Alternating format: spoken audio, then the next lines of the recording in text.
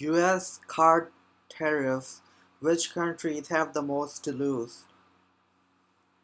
The possibility of a new US tax on imports of cars and auto parts is a threat to the global auto industry, but some have more to lose than others.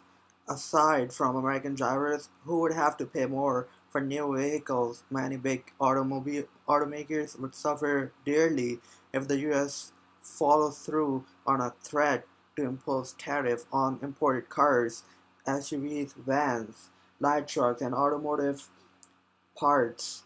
The Wall Street Journal reported President Donald Trump could seek tariffs of as much as 25% on auto imports. Mexico and Canada are currently the biggest suppliers of US car imports, worth a combined 89 billion annually. There's no doubt that they'd feel a massive amount of pain if tariffs are enacted, but many analysts expect that these US neighbors could ultimately be exempt from any new tariffs as the US negotiates the NAFTA trade deal with them. If we try to read tea leaves here, there should be a NAFTA deal at some point that will exempt Canada and Mexico from this discussion.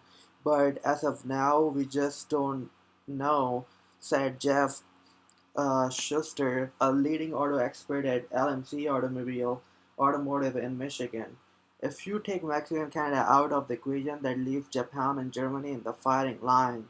Japanese and German car manufacturers are expected to feel the biggest impact since they ship the most cars to the US market in terms of sales value. The US imported 40 billion worth of Japanese-made passenger cars in 2017. It also imported 20 billion worth of German-made cars in the same year. Volkswagen, the biggest auto manufacturer in the world, might take the biggest hit since 45% of the car it sells in the US come from international factories, according to data from LMC Automotive. To be more exact, over 281,000 import Volkswagen car could face a tariff at the US border. Shares in Volkswagen dropped 2.5% on Thursday on news of the potential tariffs. Toyota, Japan's biggest auto manufacturer, would also suffer since 30% of its cars sold in the US are imported from abroad. That means new tariffs on nearly 724,000 cars. Shares in Toyota dropped 3% in Japan. There's a lot more at stake here, warned Schuster's. American automakers could also be hurt by tariffs on cars made abroad.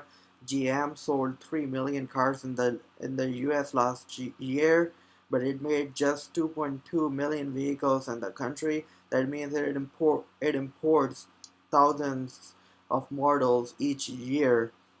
The US administration seemed undeterred by the risk or concerns that the new tariffs that could lead to a tit-for-tat retaliation. Commerce Secretary Wilbur Ross said late Wednesday that following a conversation with Trump, he's launching an investigation into whether automobile imports are hurting US national security.